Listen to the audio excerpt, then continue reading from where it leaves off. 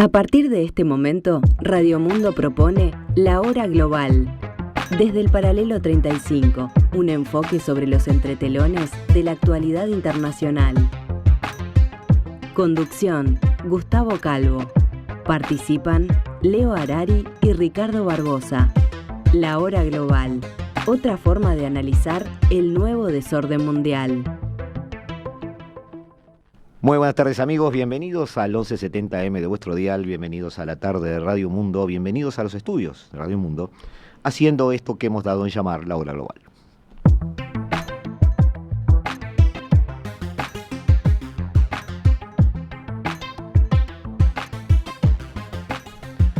Hoy, como cada martes y cada jueves, tratando desde el Paralelo 35, intentando entender este nuevo desorden mundial, hoy con algo que parece atípico, pero no lo es. Tiene todo el formato de ser parte de lo que hacemos, o por lo menos la intención que tenemos de trabajar en este sentido. Estamos recibiendo aquí a tres personas, de las cuales dos de ellos los conocía, ya los considero amigos, y una nueva persona con cual seguramente tendremos una buena relación, yo eso lo descuento. Estamos tratando acá con personas que están adelantando una serie de mesas que tiene que ver con un evento. Pero primero que nada, Diego Hernández, bienvenido. Te voy a dejar a ti después que presentes ese evento. ¿Todo bien? Todo bien, muy buenas tardes y muchas gracias de nuevo por recibirnos. Bien. Gonzalo Puch ya estuvo con nosotros varias veces, estuvo también en la mañana. Bienvenido también.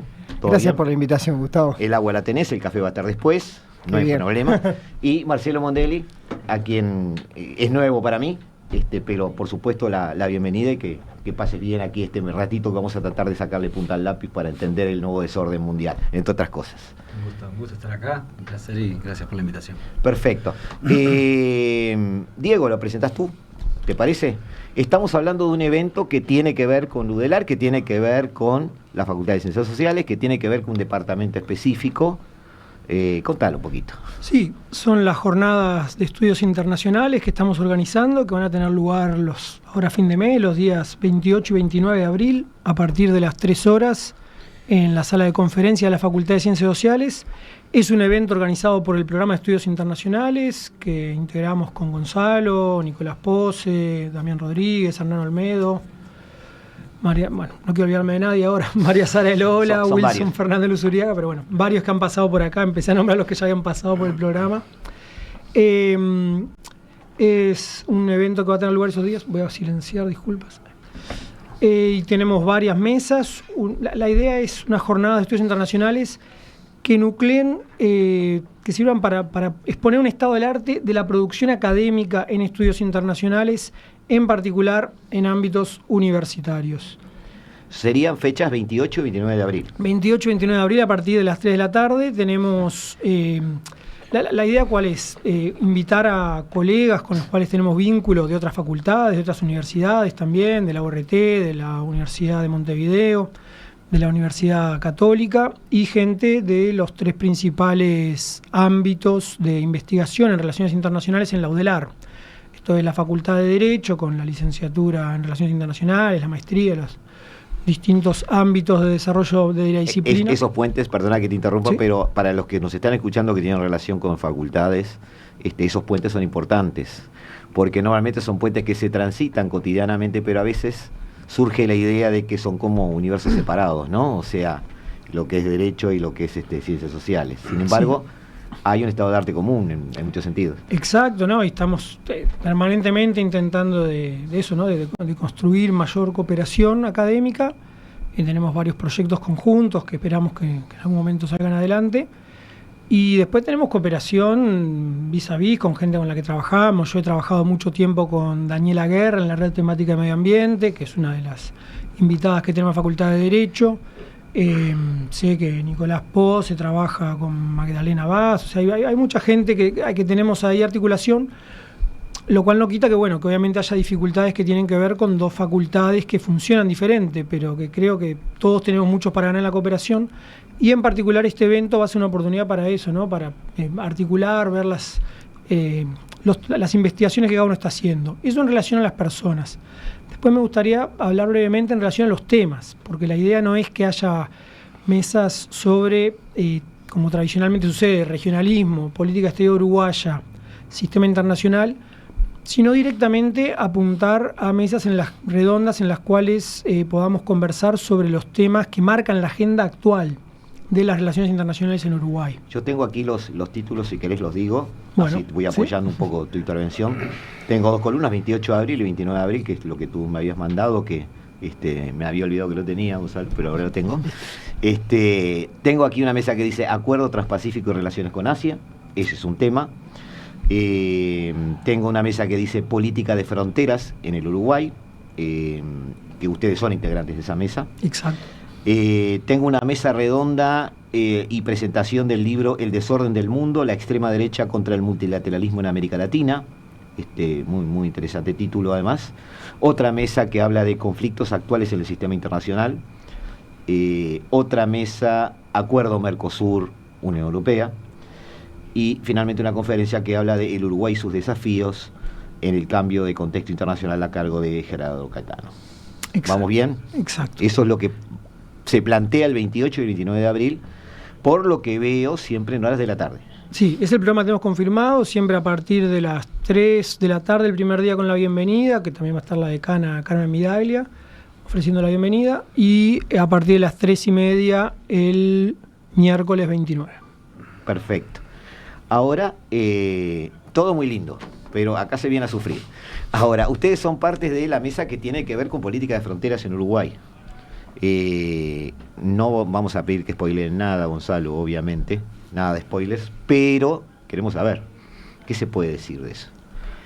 Mirá, es muy interesante tener esa mesa. No me voy a robar el crédito que fue idea de Diego esa mesa, porque hubo que elegir. Ya habló, por eso hubo que elegir, entonces no quiero robar el crédito. Esa mesa es muy interesante porque hay muchos sucesos que son específicos de la frontera, pero que no recibieron en el tiempo la atención que quizás tenían que tener en la disciplina, hasta este tema de la diferencia cambiaria que surgió recientemente, primero con Argentina y luego con Brasil, donde empezó a concentrar, no te digo que sea un tema de los principales, pero empezó a recibir muchísima más atención, ¿no? Y eso llevó a que nosotros quisiéramos decir, bueno, hace tiempo que se está tratando de decir, se está tratando de machacar, acá hay una línea de estudio. Y bueno, y pasaba sobrevolada. Te digo acá en Uruguay, ¿no? Porque es una línea de estudio existente en el mundo. Es común, está a veces muy asociada a lo comercial y también muy asociada a la geopolítica. O sea, por lados distintos adquiere relevancia y nosotros, incluso nosotros la teníamos descuidada y una idea, como te comentaba antes, una idea es revalorizar ese campo de estudio. Esa línea dentro de los estudios internacionales, ¿no? Te cuento que antes de las elecciones anteriores, yo llamé, traté de traer responsables o referentes de quienes habían redactado de alguna forma de alguna manera los programas de los partidos políticos y que dieran algunos pantallazos sobre de qué hablaban en cuanto a política exterior. Y prácticamente de todos los programas, porque recabé todos los programas de los partidos políticos, solamente uno, no lo voy a nombrar, no importa, hacía alguna referencia a la política de frontera, incluso hacía una referencia a determinado tipo de legislación específica. Y me llamó mucho la atención en ese momento, porque cuando uno se acerca a leer un poco el mundo en clave geopolítica, ahora está muy de moda la palabrita, yo la sufro hace años, pero ahora se puso de moda, no entiende cómo eso no se ve. Tenemos miles de kilómetros, no tanto capaz, pero sí, más de 1000 kilómetros con Brasil. El río en realidad a veces une, a veces divide, pero siempre presenta un desafío de análisis en cuanto a Argentina. Tal cual. Y pasa eso, ustedes son parte un poco de la docencia en la facultad, o en las facultades, y yo como estudiante siempre tenía esa queja, ¿no? Es decir, no se habla, no se exterioriza, no solo por docentes de las facultades, sino por personas que han estado en posiciones de cierta responsabilidad en cuanto a política exterior, ex embajadores. Y no veo alguien tomando un micrófono, ¿viste? Y haciendo el papel que hace, yo qué sé, Merkheimer en Estados Unidos o alguno de esos que son referentes de una forma de ver el mundo. Entonces me parece, esto es una opinión personal, ¿no? Pero me parece muy bueno que desde adentro de las facultades, desde adentro de la universidad, surja esa necesidad de decir, bueno, hay producción. O sea, no es que tengamos que hacer la producción, por lo que tú me decís, ya hay producción, ya hay estudios.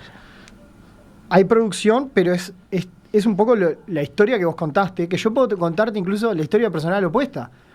Yo entré a un programa de estudios internacionales, tengo una maestría muy relacionada a los estudios internacionales, y nunca pensé en clave de eso. O sea, tú tenías el interés, yo nunca pensé en clave, y empezamos un proyecto allá en el 2023, ¿no? Y ya había otros proyectos. Diego ya estaba en ese tema, Isabel Clemente había estado en el tema, no eran muchos obviamente, tampoco somos tantos, y uno empieza a pensar y dice, está todo esto, y ves claves y te digo, puedes encontrar muchos asuntos para los cuales la condición de frontera le genera especificidades. Marcelo, ¿tú ves eso también? Que hay producción, no está exteriorizada. Contanos un poco de dónde venís. Bien. Vamos a ver quién es Marcelo. Marcelo Mondelli, soy doctor en Relaciones Internacionales por la Universidad Nacional de Rosario. Mi tema de trabajo específico en investigación son los países pequeños, Uruguay, Paraguay, Bolivia, es mi tesis doctoral, y la inserción internacional, vulnerabilidad, resiliencia de los estados pequeños. Eso es mi campo de estudio. Aquí vengo con otro sombrero que es cómo me desempeño. Yo soy consultor de UNFPA y asesor en temas de frontera desde hace 7 años, y antes de eso fui funcionario del Mercosur, fui asesor del alto representante general del Mercosur, y siempre los temas de frontera me llamaban la atención, no a nivel país, sino a nivel Mercosur. Y hay como, tal vez comparto lo que decías, no es cómo nos vemos desde Uruguay, desde ese ombliguismo que tenemos. Y para romper con eso, yo un poco el otro día cuando hablábamos con Diego, y cuando surgió la idea de que yo participara en esta actividad, traje un texto, y acá lo comparto con la audiencia, que se llama Brasil y Uruguay en los próximos 20 años, del año 2011, que vale interesante ver... Felipe, si ponemos la cámara ya. Por allá por el año 2011 se juntaron en Río de Janeiro la cúpula mayor del Plan Alto, Itamaraty, y hay una intervención de un embajador brasilero que se llama Rui Pereira, que fue embajador en Uruguay hasta el año 2010 y ahora coordina todo lo que es la Agencia Brasilera de Cooperación. Y él un poco decía, nuestra integración con Uruguay, o sea, empezar por mirar cómo es el desarrollo y cómo es la integración regional. Y él decía, es prioritario nosotros empezar con la frontera con Uruguay. Entonces, de ahí para atrás... podemos encontrar una cantidad de iniciativas que tuvieron, tal vez... Este libro, perdona Marcelo la interrupción, es de 2011, se llama Brasil-Uruguay los próximos 20 años, está fechado el 22 de julio del 2011, correcto. Debates y textos académicos, es decir, gente, en el 2011 no teníamos tanta producción, nosotros, Brasil sí trabaja sobre esos temas. Pero participan colaboradores, participa ¿sí? Gerardo Caetano, participa Ramón Méndez, que estuvo todo el tema de la estrategia de energía con Brasil, de la venta de energía con Brasil. Entonces, si empezamos a ahogar un poquito, la relevancia que se le dio a las fronteras en el Mercosur viene de antes. Pensemos en 2011, se crea un estatuto de ciudadanía para la libre circulación de personas, que se implemente. Hay un acuerdo de localidades fronterizas vinculadas del año 2019, que Brasil lo ratificó el año pasado, entonces estaría implementado eso en función. Yo creo que tenemos una miopía verlo desde Uruguay.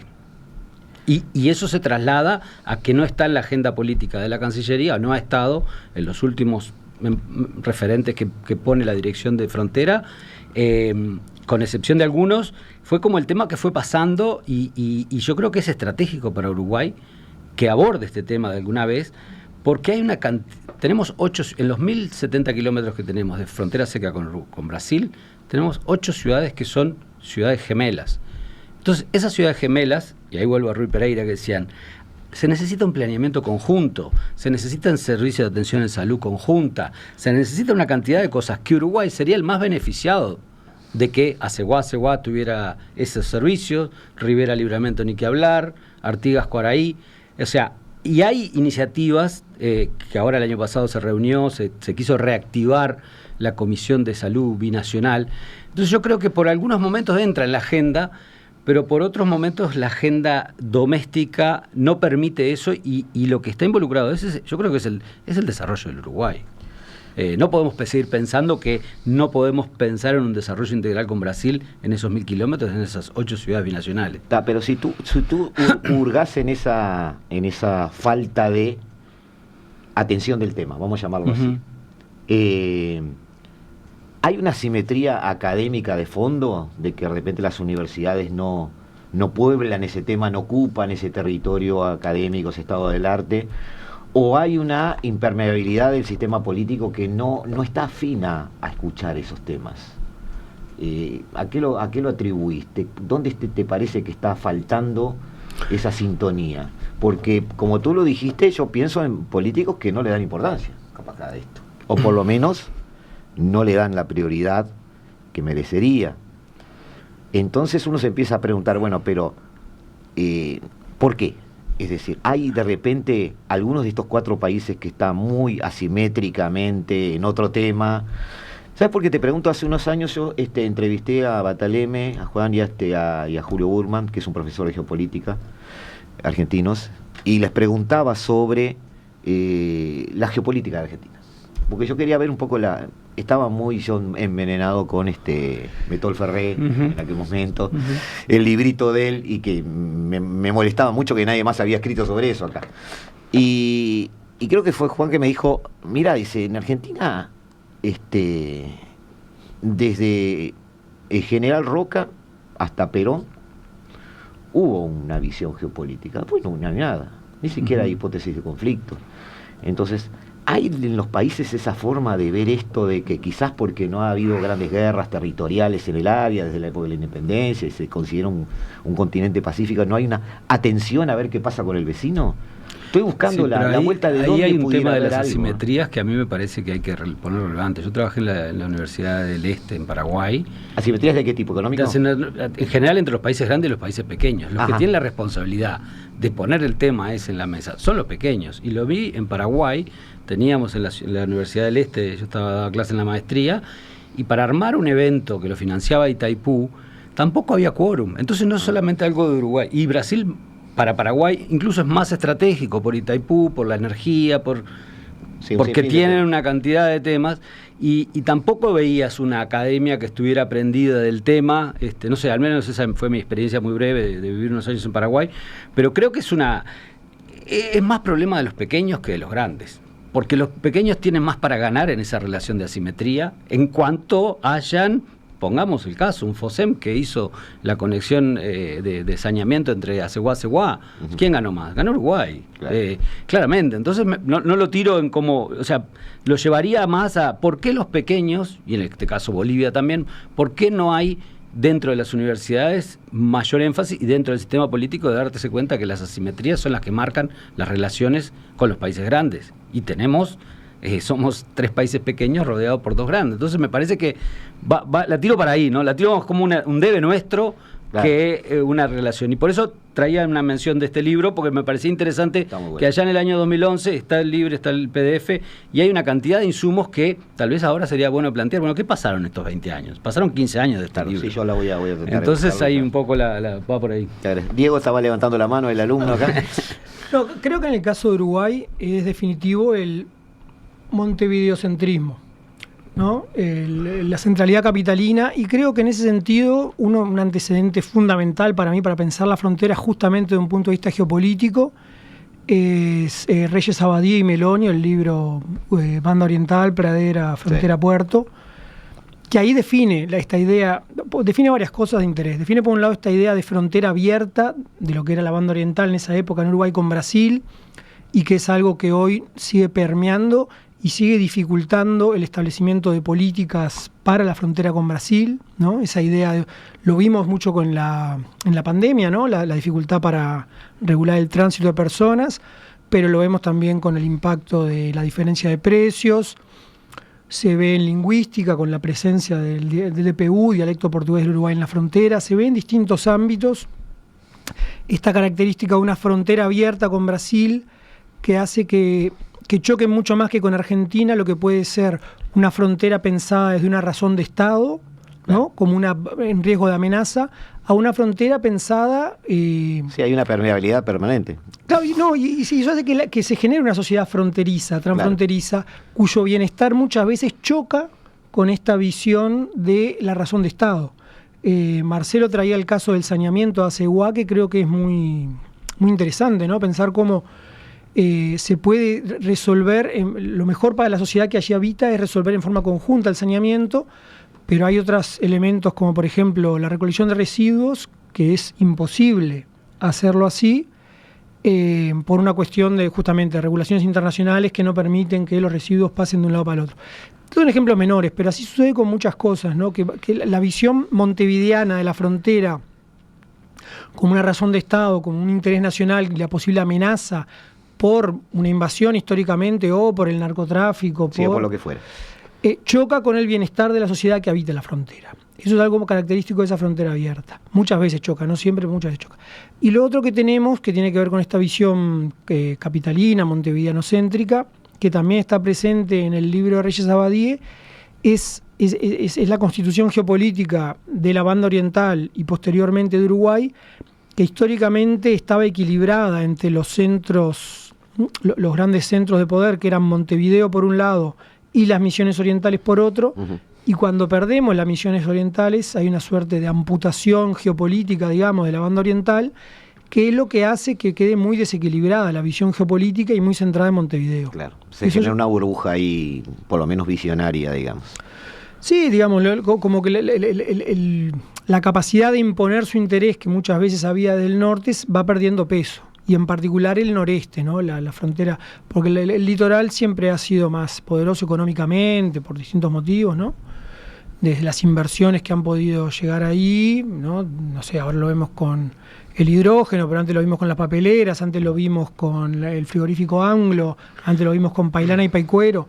Esa frontera tenía mucho más dinamismo económico que la frontera con Brasil, un poco por estos motivos que estamos trayendo, ¿no? Por un desequilibrio geopolítico, también obviamente hay un elemento de facilidad para la comunicación que ofrecía el río, pero bueno, todo eso lo que resulta es en un gran desequilibrio de peso económico y geopolítico que tiene la frontera, en particular la frontera con Brasil, frente a Montevideo. En el ámbito político creo que en los últimos 7 años esto ha cambiado. El año pasado fuimos recibidos con Gonzalo en el Palacio Legislativo por la Comisión de Frontera, Uruguay-Brasil. Creo que a nivel legislativo, por lo menos, quizás porque justamente hay diputados de los departamentos de frontera, se están formando comisiones para las dos fronteras, se han formado comisiones para las fronteras y hay un interés para realizar un abordaje específico, una política focalizada para esas fronteras.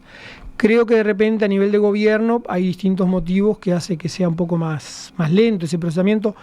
Es algo típico que sucede en las cancillerías, ¿no? Esta tensión entre buscar el bienestar de la población de las fronteras, que necesita el apoyo de la Cancillería, pero resguardar el interés nacional entendido como razón de Estado. Eso creo que siempre en los estudios de frontera se refleja se da esa dicotomía de visión, sí, digámoslo así.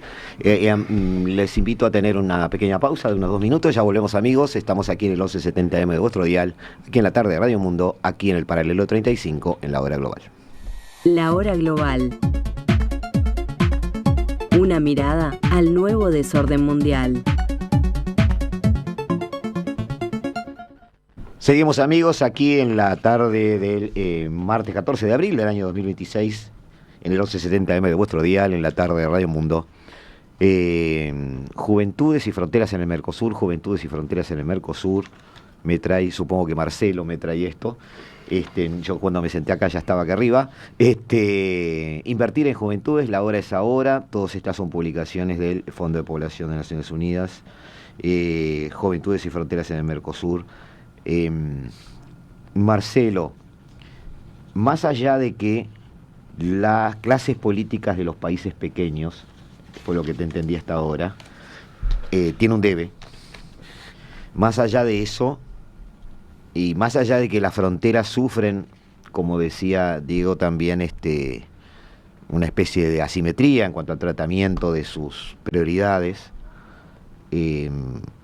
hay un protagonismo de los pobladores de frontera para tratar de llevar adelante algún tipo de integración con lo que pasa del otro lado de la frontera, pero también con lo que pasa más acá, que no están en esa franja fronteriza quizás? Hay preocupaciones por los actores sociales, podríamos llamarle así. ¿Te parece que más allá de los gobiernos de los países pequeños, también en las colectividades debiera haber una especie de ponerse de pie y empezar a trabajar sobre ese tema? Quiero dar un poco tu experiencia, ¿no? Porque más allá de que estés preocupado por el tema, además tenés un tiempo ya en esto. Entonces, a alguna conclusión tenés que haber llegado.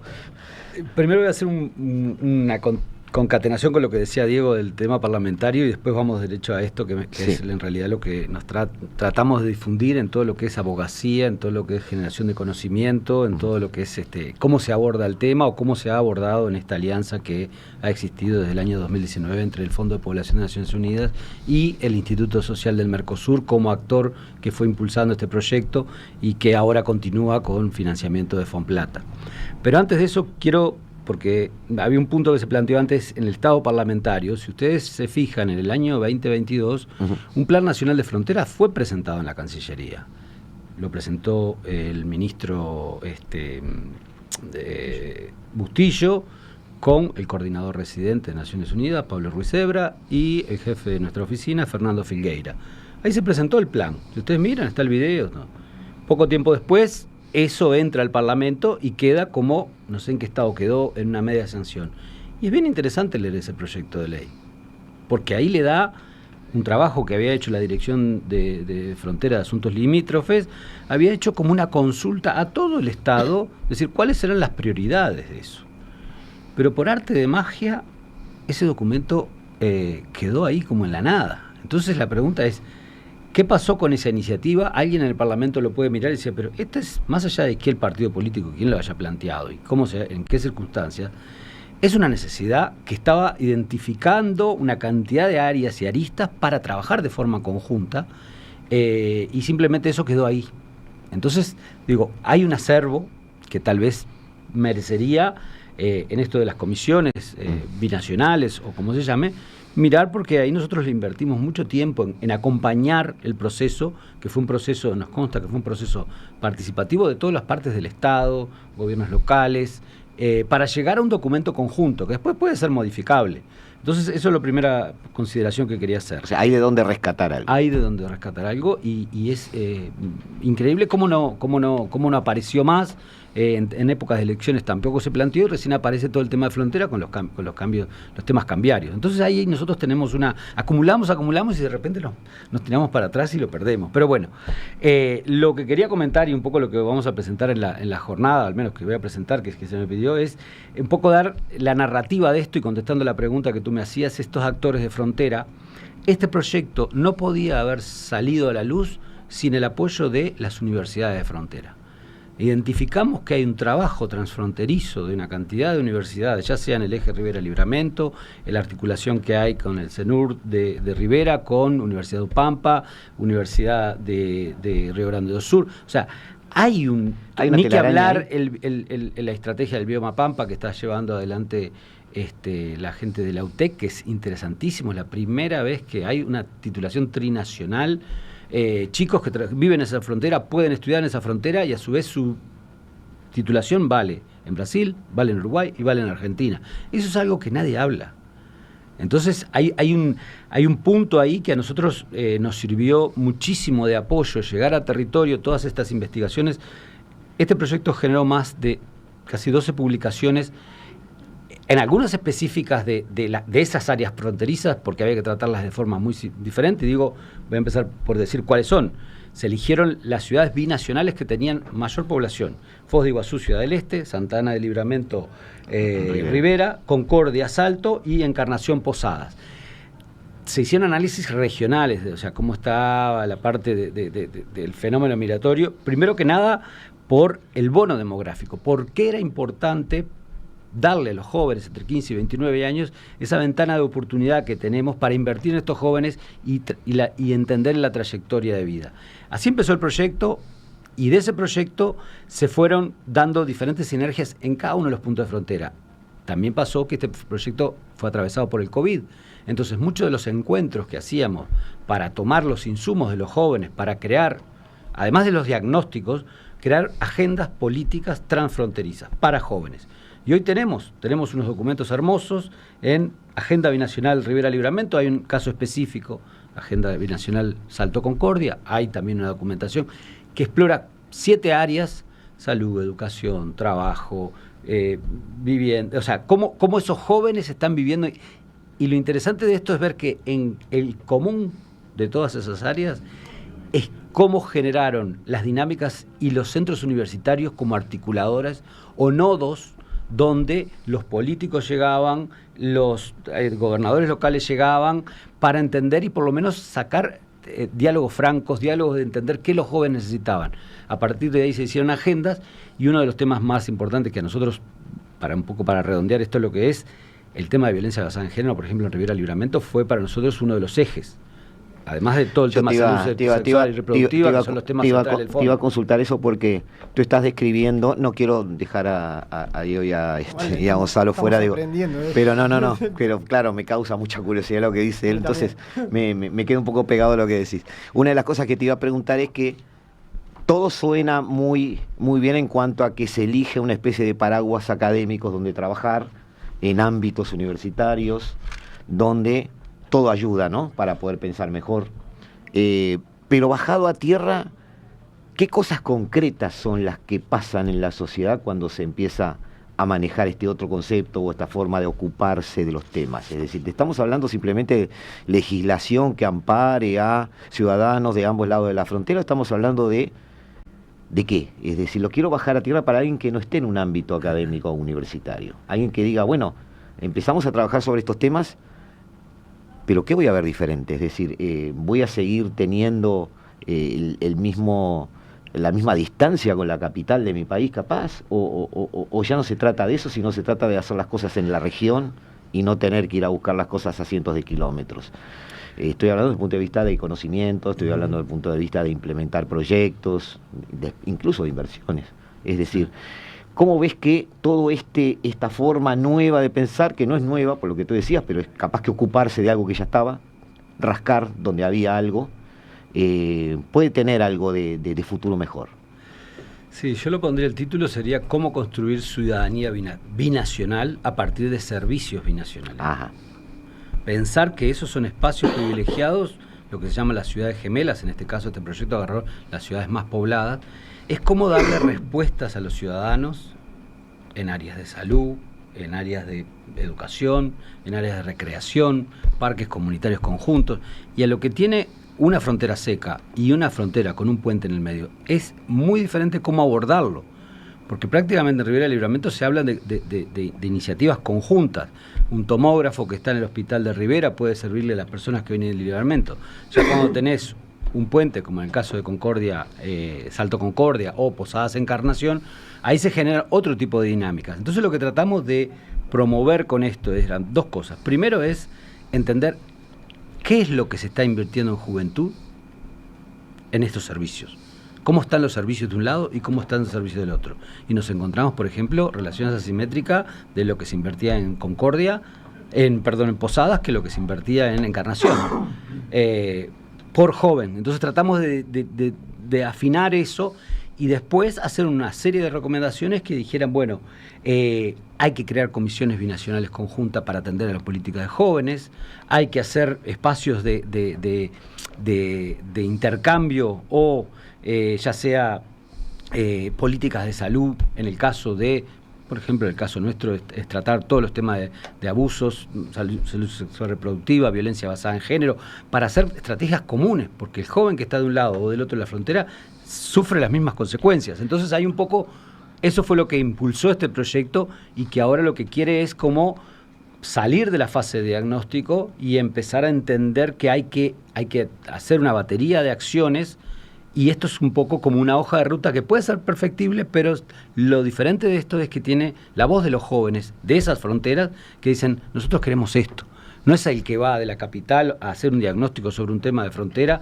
Entonces un poco esa es lo que quería decir, atando con lo que decía antes, la importancia de la academia para nosotros en este caso fueron investigadores situados en frontera, que entendían la lógica de frontera y entendían un poco más las necesidades que tenían esos jóvenes. Da un diagnóstico más rico la academia, además. El hilo conductor sería entonces, Marcelo, diagnosticamos juntos, llegamos a una visión conjunta y empezamos a hacer transversales los estudios, las infraestructuras, los servicios, los fenómenos sociales.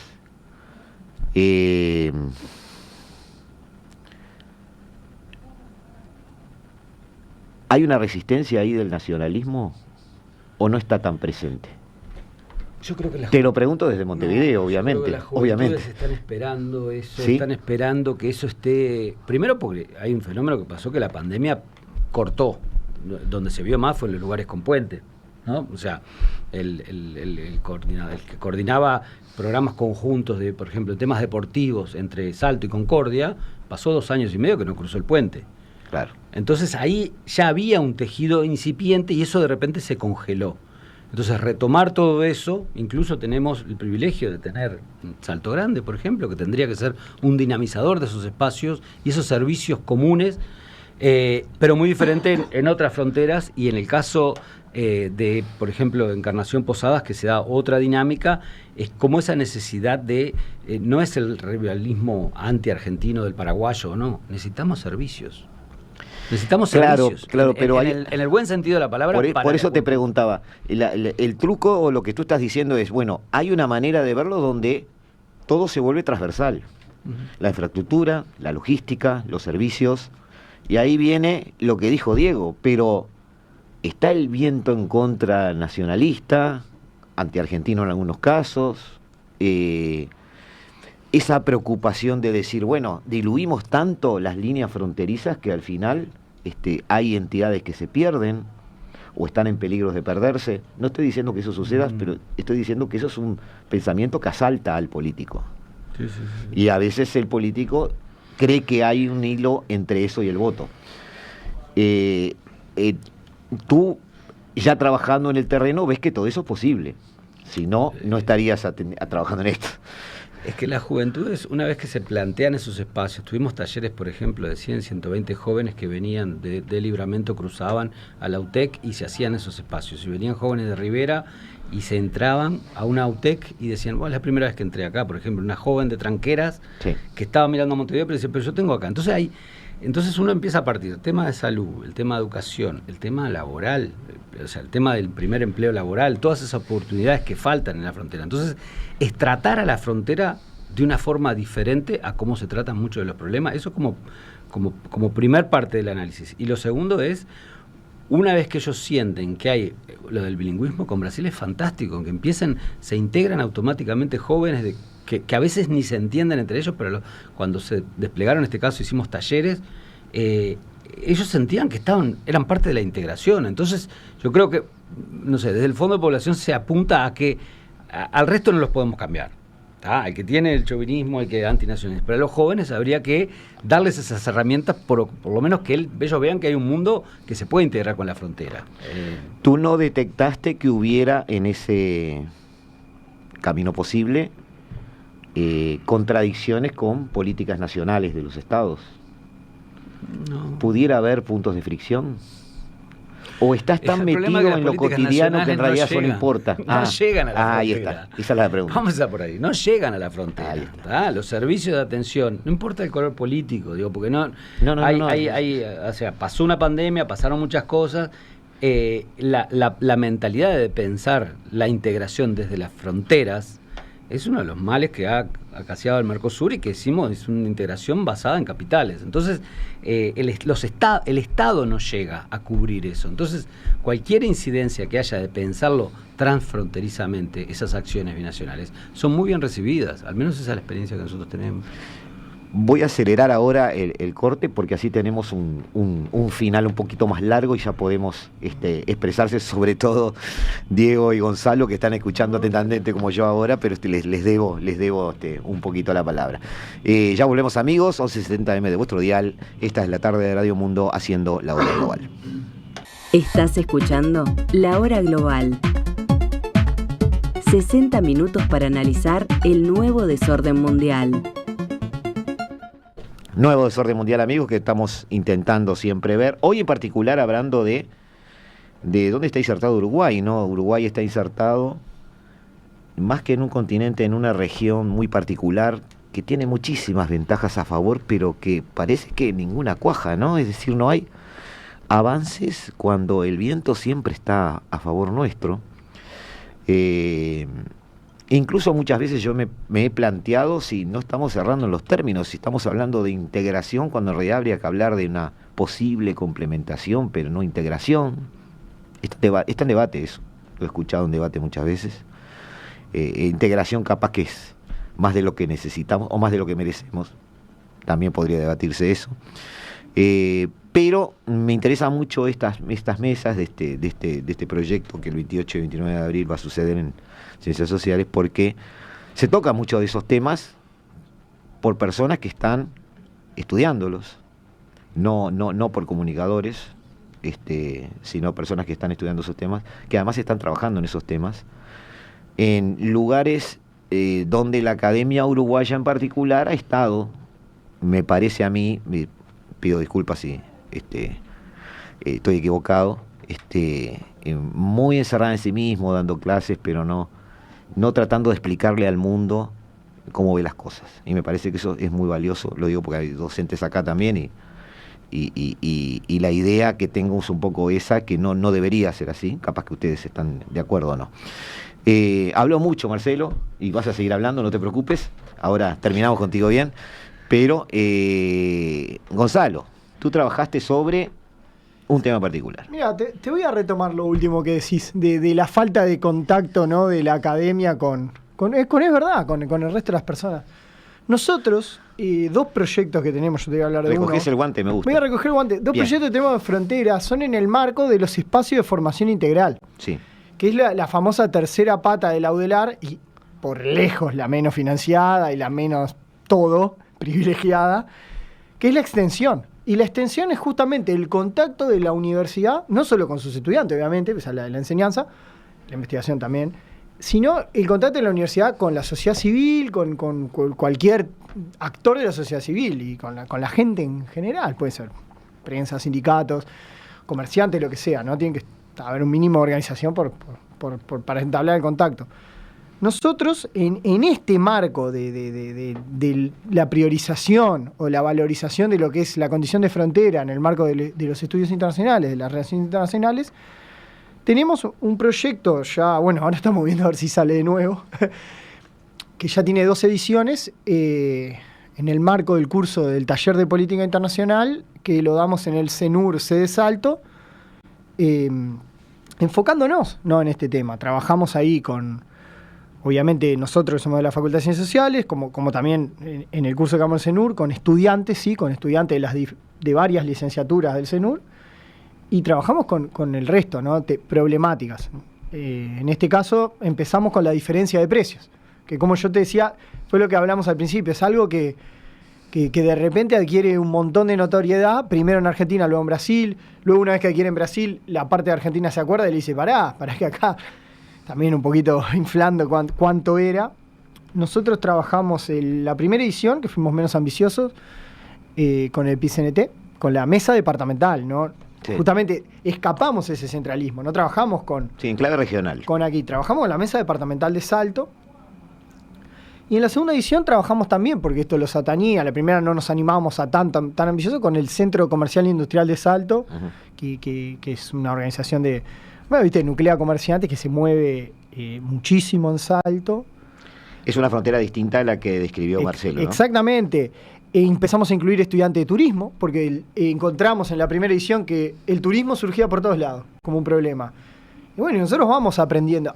O sea, es lo que yo te retomaba el guante. La academia aprende de la sociedad civil. Nosotros omitimos al turismo el primer año.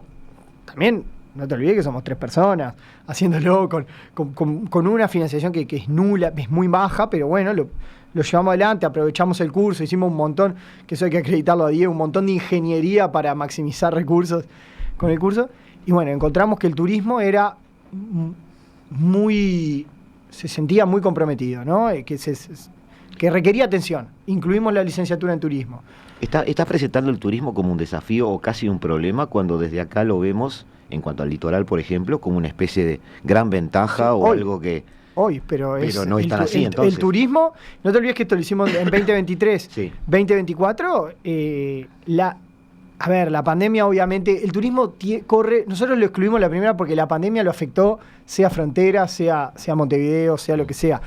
Ahora, la diferencia cambiaria afectó muchísimo al turismo del litoral, de Salto y Paysandú. El turismo de las termas se va cada vez más a Entre Ríos, a las termas de Entre Ríos, que hay menos costos, es más económico. Y bueno, ya ha habido mucha inversión en fomento, en las termas de fomento, se llama Federación. Federación y Diamante. Ha habido mucha inversión, entonces hay la diferencia de precios que nosotros estamos acostumbrados a verla, bueno, con el que trae bebidas, el que trae comida, el que va a restaurantes a comer, o mismo en la frontera el que va a comer a restaurantes en Concordia, también afecta mucho al turismo porque el sector turístico del litoral sufre la competencia de las termas, el sector termal que se me ha desarrollado más en Entre Ríos. Entonces, y esa competencia divide las aguas en cuanto a nacionalismos y eso, porque capaz que esa competencia va un poco en contra de la aspiración de Marcelo de integrar un poco las sociedades a ambos lados. ¿O estamos hablando de una frontera, vuelvo a la misma pregunta, diferente a la que vive Marcelo? Esto con un río de por medio ya es distinto. No es tan distinto. Después vamos a hablar un poco de la experiencia del Chuy, que un poco trae también estas similitudes y diferencias con la frontera, con los ejemplos que trae Marcelo. Yo creo que lo interesante de los estudios de frontera es que tienen, a mí teóricamente, desde el punto de vista de la relación internacional, me interesan las dinámicas paradójicas que se dan y que están de vuelta, yo las interpreto muy atadas a esta tensión entre la razón de Estado, el interés nacional definido desde la capital y el bienestar de las sociedades locales, que muchas veces se ve amenazado por la lógica desde la cual en la capital se ve la frontera. Esto creo que es un ejemplo también. La integración regional, que ha aportado mucho a las fronteras, ¿no? El Mercosur, la integración regional ha aportado mucho al desarrollo de las regiones fronterizas, sea por distintos proyectos que hay a nivel, Marcelo ya nombró un ejemplo, hay muchos más, los proyectos financiados por FOSEM, etcétera, o sea también por la propia dinámica de comercio intrabloque, eso también ha apoyado mucho la frontera, toda la región noreste de Argentina se ha desarrollado mucho por eso, toda la sierra del sur de Brasil se ha desarrollado mucho en el proceso de integración regional por eso. También genera dificultades, porque en la medida que se habilita, y voy ahora a las dificultades para la población local, en la medida en que se desarrollan controles integrados de frontera, en la medida que obviamente ¿no? el bagallo no está contemplado en el Mercosur, pero el Mercosur facilita esa circulación de bienes y personas, el impacto que hoy tiene la diferencia de precios en Salto o también en los departamentos fronterizos con Brasil no era el mismo que tenía en los 80. Se atenúa. Se atenúa.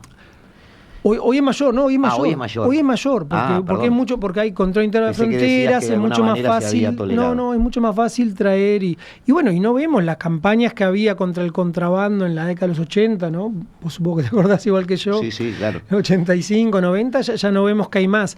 Que no está mal, yo no voy a decir, creo que la dinámica paradójica de las fronteras hace que haya que evitar esta lógica lineal de está bien esto, está mal esto. No, hay que entender las paradojas que suceden en la propia frontera. No confundir causa con consecuencia, ¿no? O sea, también esa especie de comercio un poco especial de la frontera muchas veces es consecuencia de un montón de elementos y que quizás no son exclusivos de Uruguay, o sea, en muchos lugares del mundo sucede. Eso hay que verlo también. Lo cual no quiere decir que tengamos que salir a borrarlo del mapa. No, para nada. Quizás entenderlo como parte de una ecuación, de un sistema que funciona así. Por eso mismo, yo creo que hay que entenderlo, que va a haber siempre dinámicas paradójicas, de lo que ponés por un lado y sacás por el otro, ¿no? La frazada corta. Pero así hay que entender la frontera, que muchas veces, yo soy el principal defensor de la integración regional del Mercosur, pero eso que muchas veces lo vemos favorable también en algunos momentos afecta negativamente a los comerciantes de la frontera. Bueno, cuanto más fácil sea el control integrado de frontera, la circulación de bienes, menos se revisen las mercaderías, va a ser más difícil para ellos, van a tener mayor impacto para ellos la diferencia de precios. Y lo mismo sucede con otras cosas, ¿no? Creo que el proyecto que tenemos tenemos el otro que tenemos, que el del Chuy, es un poco refleja, que ya trabajamos con la ONG EcoChuy, un poco refleja esto también. Ahí hacemos un control, junto con biólogos de la Universidad de la República, hacemos un control de la calidad de agua del arroyo del Chuy, que es un arroyo que nace interno en Brasil y que en su tramo inferior es un arroyo binacional. Y permanentemente se ve, o sea, ahí no se ha logrado avanzar en el saneamiento conjunto entre el Chuy brasilero y Chuy uruguayo, barra brasilera, barra uruguaya, pero permanente se ve eso, ¿no? Muchos políticos uruguayos que dicen, no, ¿para qué vamos a hacer el saneamiento si esta agua viene contaminada desde Santa Victoria do Palmar? Bueno, ahí está esa división mental que hace que se vea el problema con un color de un lado y otro color del otro. Está bien. Marcelo, nos quedan 3 minutos. Ay, en 3 minutos te leo. Nos extendimos mucho con 3 minutos. Nos extendimos mucho con Gonzo, disculpa. Pasa que tengo mucha pasión.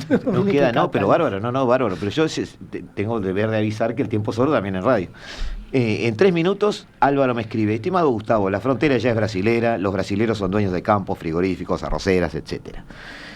Entonces, yo lo que veo es que antes de sentarme aquí a charlar con ustedes, yo pensaba que una política de frontera era una política que permitía al Uruguay competir y ganarle a los vecinos.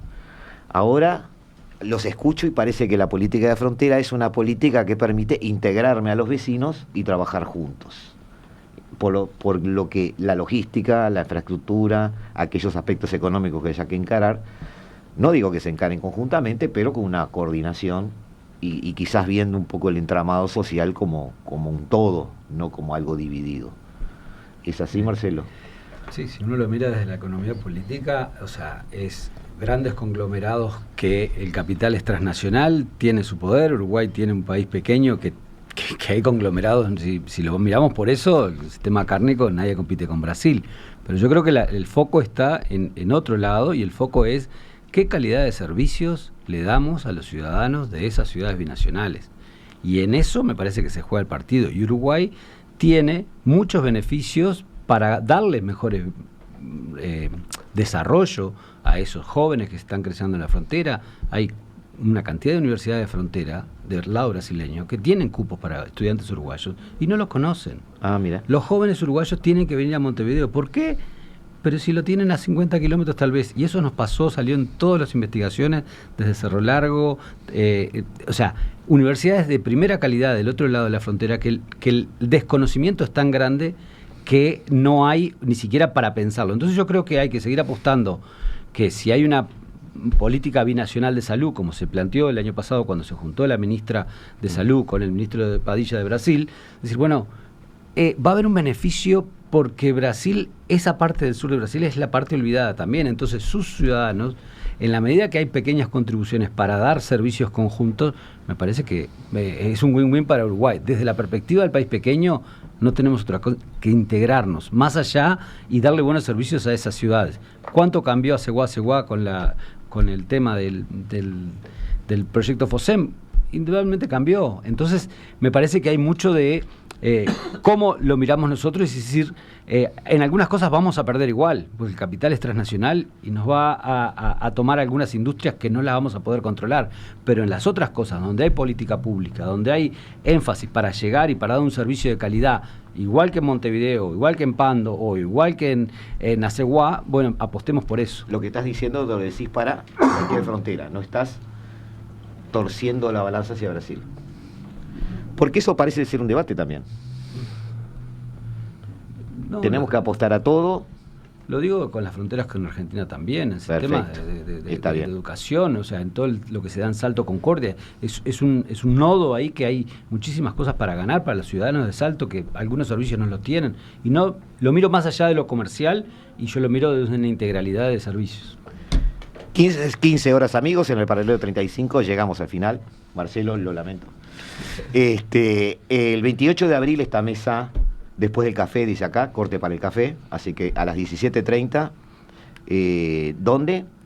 En la sala de conferencias, Facultad de Ciencias Sociales, Martina Estrueva y Constituyente, y los que lleguen a las 17 igual los invitamos con café. Igual hay café. Bueno, muchísimas gracias. ¿Se han sentido bien? ¿Todo bien? Excelente. Seguimos charlando en otro siempre. momento y además tenemos previsto que vengan algunas otras mesas para tratar otros temas. Amigos, muchas gracias por su paciencia, los dejo. No voy a hacer una despedida larga porque ya se viene Hijos de Punta con Raúl Coes. Nos vemos. Chao, chao. La hora global. Una mirada al nuevo desorden mundial. A partir de los 25 años, nuestro cuerpo produce